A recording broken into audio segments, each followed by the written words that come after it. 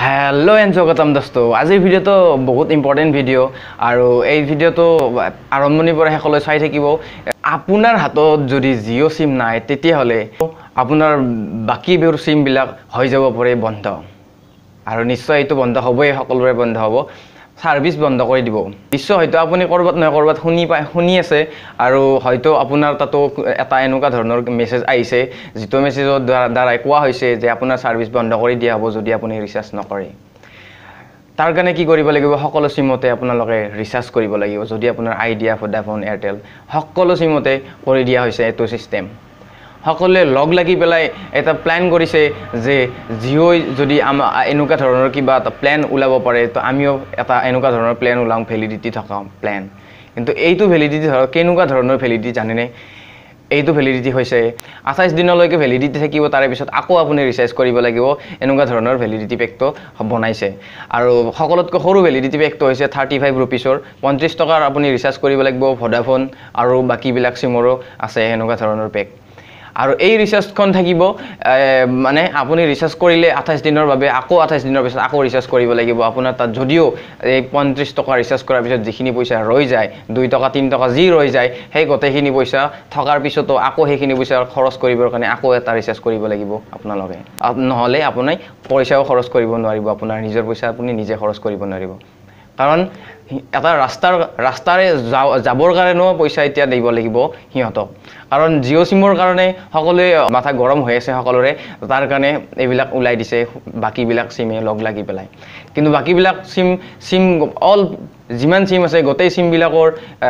মালিক হৈছে ট্ৰাই আৰু ট্ৰাই নামৰ এটা সংস্থাই গোটেই বিলাক সিম চলাই থাকে আৰু এই গোটেই বিলাক সিম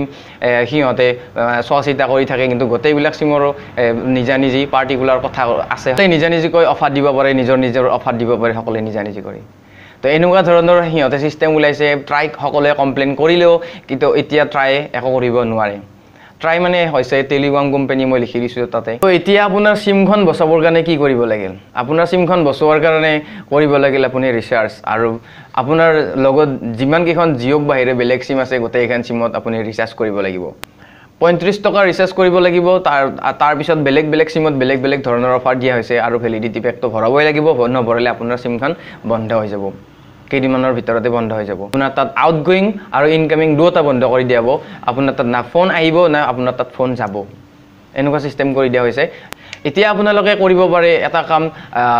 বেলেগ সিমত আপোনালোকে ট্ৰাই কৰিব পাৰে বেলেগ সিমত অৰ্থাৎ আপোনাৰ সিমখন বেলেগলৈ পোৰ্ট কৰিব পাৰে তো এই পোৰ্ট কৰিব পৰা এখন ভাল অফাৰ দিয়া সিম আছে সেইখন হৈছে বিএসএনএল বৰ্তমানলৈকে 36 रुपीसত 6 মান্থ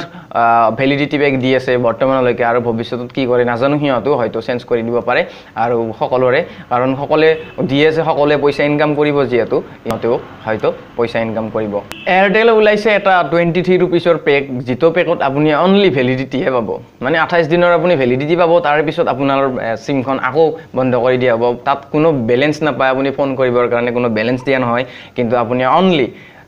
23 रुपीसৰ এটা ভ্যালিডিটি পেক কৰিব পাৰিব ভ্যালিডিটি হে পাব 28 দিনৰ বাবে সৰু গ্ৰাহক বিলাকক এতিয়া মাৰিম বুলি ভাবিছে এতিয়াৰ পৰা আপুনি 10 টকা 20 টকা 30 টকা এনেকুৱা ধৰণৰ কোনো ৰিচাৰ্জ ভৰাব নোৱাৰে অনলি ভ্যালিডিটি পেক ভৰাব লাগিব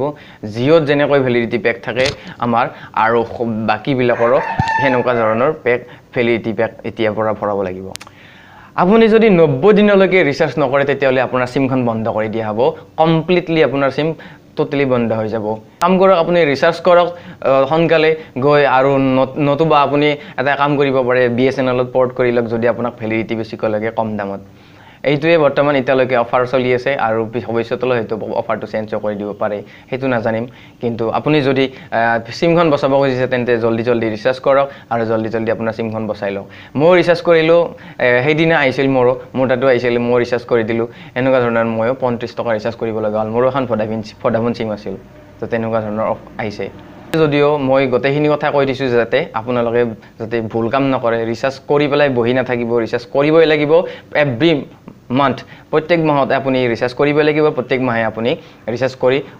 পইচা শেষ নহলেও আপুনি ৰিচাৰ্জ কৰিব লাগিব পইচা থাকিলেও ৰিচাৰ্জ কৰিব পইচা নাথাকিলেও ৰিচাৰ্জ কৰিবই লাগিব আপুনি ৰিচাৰ্জ কৰিবই লাগিব প্ৰত্যেক মাহত 35 रुपीसৰ হেটো ভ্যালিডিটি পেক এতিয়া এনেকুৱা ধৰক আপুনি এটা ট্যাক্স দিব লাগিল বুলি ধৰক ট্যাক্স দিব লগাৰ দৰে হ'ল তো আজিৰ ভিডিঅ'টো এইখিনিলৈকে বেছি নাই অকণমান কথা কৈ দিছোঁ আৰু কি ৰিচাৰ্জ আছে ৰিচাৰ্জ কেইখনো কথাটো কৈ দিছোঁ কেইখনমান আৰু যদি আপুনি পৰ্ট কৰি কৰিব পাৰে তো যদি ভিডিঅ'টো অকণমান কিবা ভাল লাগিছে তেন্তে লাইক এটা কৰি দিব আৰু চেনেলটো ছাবস্ক্ৰাইব নকৰাকৈ নাযাব নতুনলৈ আহিছে যদি